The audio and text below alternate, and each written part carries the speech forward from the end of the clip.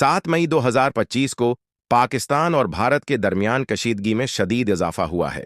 भारत ने ऑपरेशन संदूर के तहत पाकिस्तान और आज़ाद कश्मीर में 9 मकामात पर मिसाइल हमले किए, जिनमें बहावलपुर, मुरेडके, कोटली, मुजफ्फराबाद और सियालकोट शामिल हैं।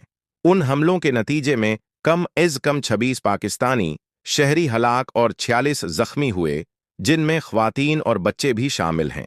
पाकिस्तान ने उन हमलों को बिला इश्तियाल जारहियत करार देते हुए भरपूर जवाब देने का ऐलान किया।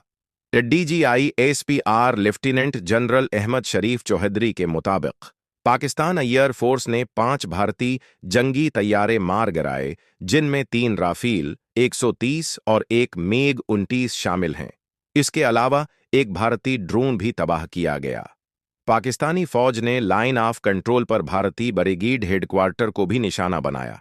पाकिस्तानी हुक्काम ने दावी किया है कि भारतीय हमलों में निशाना बनाए गए मकामात पर सिर्फ शहरी आबादी मौजूद थी और इन हमलों का मकसद दहशतगर्दी के खिलाफ कार्रवाई नहीं बल्कि मासूम शहरियों को निशाना बनाना था। पाकिस्तान ने आलमी बरादरी से मुतालबा किया है कि वो भारत की इस जारहियत का नोटिस ले और खत्े में अमन व इस्तेहकाम के लिए किरदार अदा करे। उस कशीदगी के दौरान दोनों ममालिक के दरमियान शदीद गोलाबारी का तबादला हुआ, जिससे सरहदी इलाकों में खौफ और हिरास फैल गया। आलमी बरादरी बिशमूल अक़वाम मुत्तहदा और अमरीका ने दोनों ममालिक से तहम्मुल का मज़ाहिरा करने और कशीदगी कम करने की अपील की है।